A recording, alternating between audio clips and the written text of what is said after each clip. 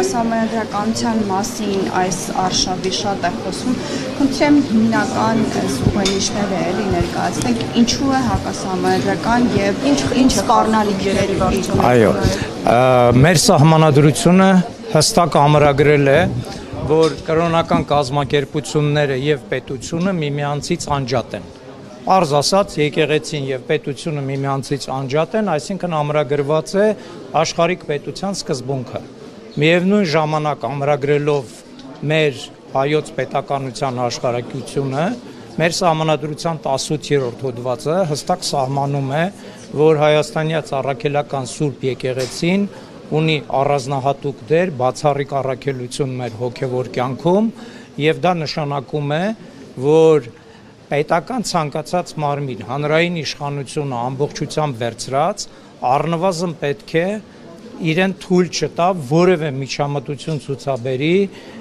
հայաստանյաց առաքելական Սուրբ եկեղեցու գործերին։ Այդ արգելքը վերաբերում է բոլոր եկեղեցիներին, բոլոր կրոնական կազմակերպություններին, բայց առավել եւս դա վերաբերում է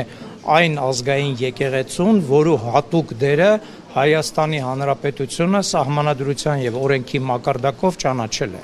Այն գործողությունները, որոնք որ կատարում է Փաշինյանը, դուրս են սահմանադրական կարգից, որովհետև նա լիազորված չէ որպես Հայաստանի Հանրապետության վարչապետ միջամտել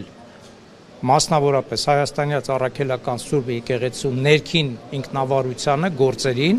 մեր սահմանադրության 41-րդ հոդվածի 4-րդ մասը նաև հստակ սահմանում է, որ կրոնական կազմակերպությունները ունեն ինքնավարություն, այսինքն բոլոր այն հարցերում, որոնք վերաբերում են հայաստանյաց առաքելական Սուրբ եկեղեցու ներքին գործերին, իսկ դրա մեջ առաջին հերթին մտնում է նվիրապետությունը,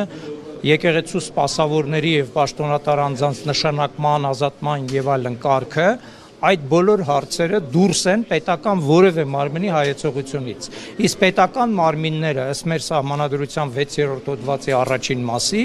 իրավունք ունեն կատարելու միայն այնպիսի գործողություններ, որոնց համար իրենք լիազորված են սահմանադրությամբ եւ օրենքներով։ Ուստի այստեղ որևէ կասկած չկա, որ Փաշինյանը իր գործողություններով, իր արտահայտություններով ուղղակիորեն միջամտում է հայաստանյաց առաքելական Սուրբ եկեղեցու գործերին եւ դրանով նախախտում է Հայաստանի Հանրապետության սահմանադրության իմ մատնանշած հոդվածները։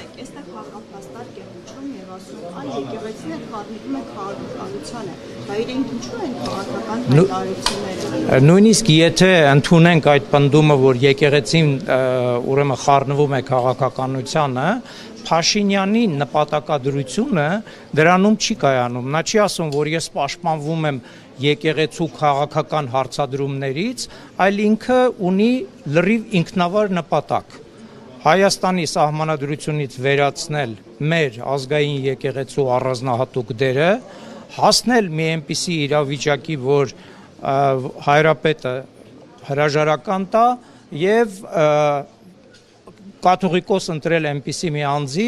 որը իր քիմքին հարմար է։ Սա է Փաշինյանի նպատակը։ Ինչ վերաբերում է այն պնդումներին, որ եկեղեցին ուրեմն միջամտում է քաղաքական գործերին, ապա եկեղեցին իրավունք ունի քաղաքական հարցերի շուրջը, հատկապես երբ որ դրանք վերաբերում են մեր ազգային պետականության գոյությանը, իրապես արտահայտելու իր կարծիքը։ Կարծիք արտահայտելը չի նշանակում, որ դու միջամտեցիր կառավարության գործերին, պետական գործերին։ Այդտեղ որևէ խնդիր չկա։ Եթե Փաշինյանը սահմանափակվեր այս կամ այն թերությունները մատնանշելով, իր կարծիքով թերությունները մատնանշելով եւ հարգալից վերաբերմունք ցուցաբերեր եկեղեցու նկատմամբ, նման արտահայտությունները կարող էին տեղ ունենալ, բայց Փաշինյանը անցել է ցինիկաբար բոլոր այն կարմիր գծերը, որոնք վերաբերում են եկեղեցուն։ Եվ եթե մենք լսում ենք Փաշինյանի խոսույթը եւ Փաշազադեի խոսույթը, դրանք իրարից չեն տարբերվում։ Հետևությունները ինքներդ արեք։ Արդեն սկսվել է։ Շատ կարճ։ Հիմնավորումը էսա, որ փաթեթավորում, ասում եմ, մենք հարցը բարձրացնում ենք որպես հայ առաքելական եկեղեցու հետևորդ, ոչ ինքը գործում է որպես վարչապետ։ Ինքը գործում է որպես վարչապետ,